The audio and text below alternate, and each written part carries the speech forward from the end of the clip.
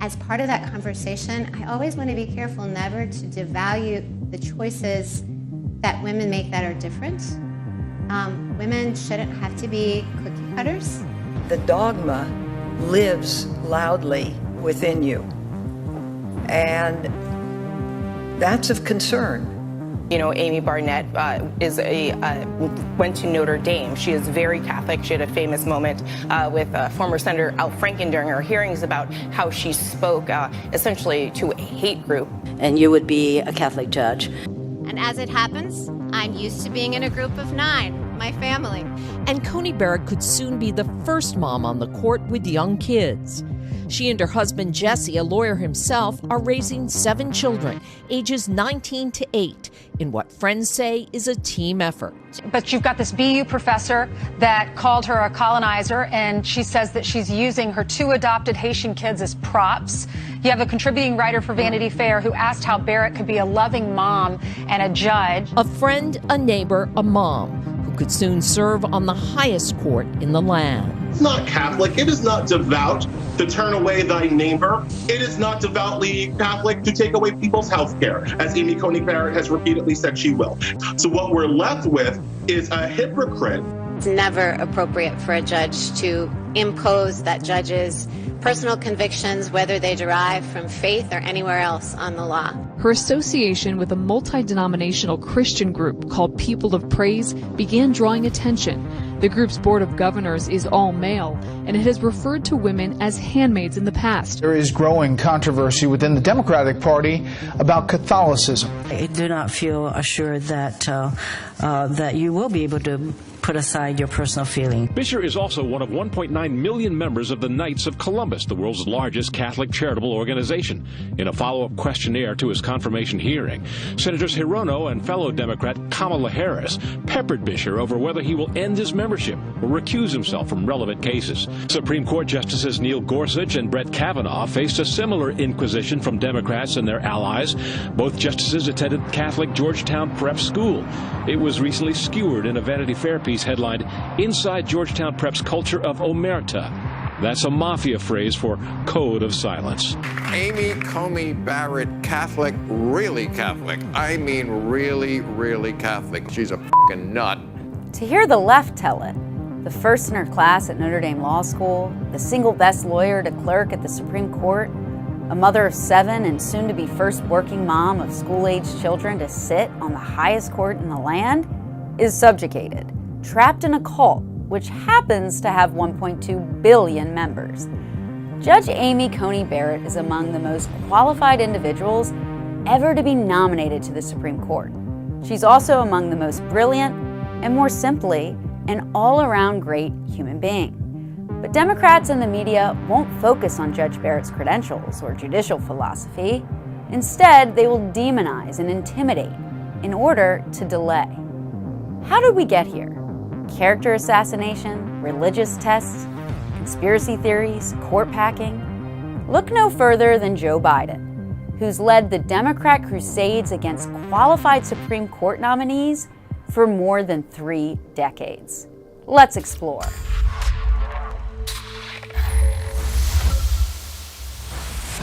And when it was all over, I said to Judge Bork, "Now, Judge Bork, do you think you got a fair hearing?" Robert Bork's America is a land in which women would be forced into back alley abortions. I said, "Yes." "Anything else you want to say, Judge Bork?" "No." "Anything at all you want to clarify?" "No." Blacks would sit at segregated lunch counters. Rogue police could break down citizens' doors in midnight raids, and the doors of the federal courts would be shut on the fingers of millions of citizens. Then the public opinion polls were taken, and then the American people said Judge Bork should not be in the court. In the fall of 1987, Joe Biden was angry. He was angry because he had to drop his presidential bid because he was caught plagiarizing and stealing speeches from Neil Kinnock and Robert F. Kennedy. RFK's brother didn't seem to mind, as Ted Kennedy admired Biden's, quote, courage to drop out so he could focus on leading the fight against Robert Bork. It wasn't so much a fight as it was an ambush. As chairman of the Judiciary Committee, Biden, Kennedy, and their fellow Democrats figured out they didn't have to attack a judge on the merits. They could derail nominations with smears. Bork was just the first. It is a high-tech lynching for uppity blacks who in any way deign to think for themselves, to do for themselves, to have different ideas. And it is a message that unless you kowtow to an old order, this is what will happen to you. You will be lynched, destroyed, caricatured by a committee of the U.S. Senate rather than hung from a tree. I'm getting fed up with this stuff about how terrible this system is. We're big boys. I knew when I ran for president, everything was free game. Anybody who runs for the Supreme Court or is appointed to the Supreme Court, to be more precise, should understand. It's not Boy Scouts, it's not Cub Scouts. In the case of the presidents, for the right to be leader of the free world, and no one ever said it would be easy. It wasn't free game or Boy Scouts. It was 11th hour leaks, false allegations, dirty tricks, demands for FBI investigations, and whipped up hysteria. Sound familiar? Michael Avenatti, who represents the woman in question, will be here in minutes. It might get a little bit nasty. Julie Swetnick says she attended more than 10 house parties in the early 1980s and alleges she witnessed Kavanaugh and high school friend Mark Judge fondling and grabbing girls without their consent, saying in approximately 1982 she was the victim of a gang or train rape. Avenatti teased his release of this accusation for days. Brett Kavanaugh threw ice in someone's face during a bar fight when he was in college. Do you feel that that is in any way disqualifying for someone to sit in the Supreme Court? This is why we need an FBI investigation about how he behaves when he is drunk. So that is very relevant. And the portrayal of himself as practically a choir boy, as well as people who knew him in high school. Why we need an FBI investigation. And what you're saying, if I understand it, is that the allegations by Dr. Ford, Ms. Ramirez, and Ms. Swetnick are wrong. Yeah, that is emphatically what I'm saying. Emphatically. The Swetnick thing is a joke. That is a farce. Would you like to say more about it? No. Okay. This didn't happen with Kagan, Sotomayor, Ginsburg, or Breyer, but only jurists nominated by Republican presidents.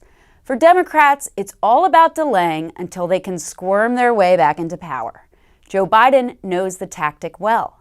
Biden killed 9 of President Reagan's federal court nominees in 1988, an election year, without any hearings. He continued under George H.W. Bush, blocking 32 judicial appointments with no hearings in 1992. The Congressional Research Service reported the nominees, quote, fell victim to presidential election year politics, as Democrats hoped to preserve vacancies in expectation that their presidential candidate would win the election. Democrats don't have another playbook, and they don't even have any new players. Good morning, Judge. Welcome to the blinding lights. Senator Biden was very focused on natural law. How did that go? Who knows? I have no idea what he was talking about. I just want to make sure we all know what we're talking about here, that you and I know at least what we're talking about here. And that may be lost on all the people. You know and I know what we're talking about. One of the things you do in hearings is you have to sit there and look attentively at people you know have no idea what they're talking about. Joe Biden. Nobody knew what he was talking about then, and nobody knows what he's talking about now. You know, the rapidly rising I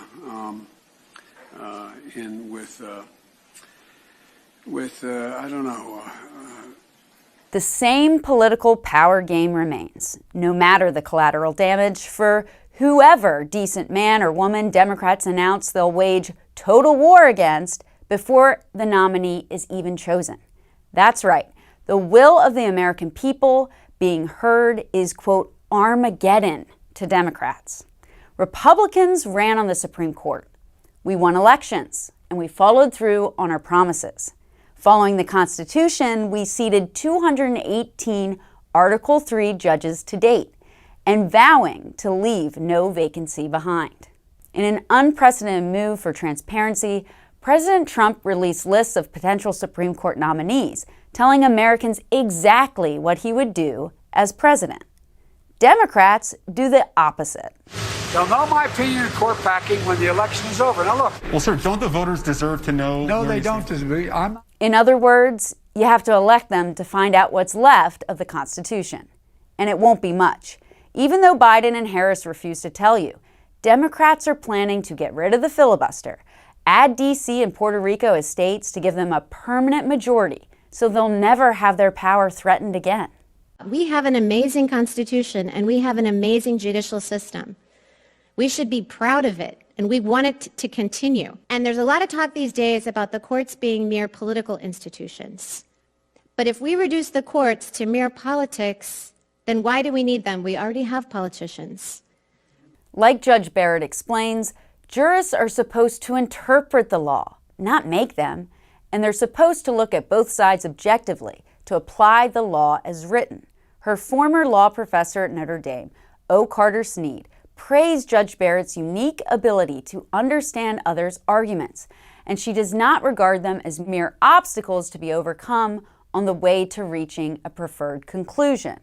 Time and again, Snead explained, I have seen her gently reframe a colleague's arguments to make them stronger, even when she disagreed with them.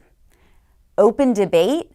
A novel idea that lately seems lost on today's Democrats.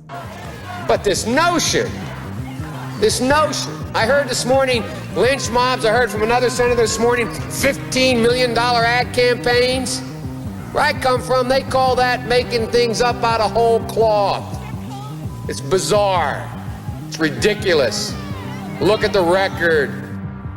Was Biden being prophetic, or was it a self-fulfilling prophecy? Mobs, threats, and intimidation, that's all Democrats do when they don't get their way. But we can send a message to them once again on November 3rd, that in the words of Judge Barrett, we love the United States and we love the United States Constitution.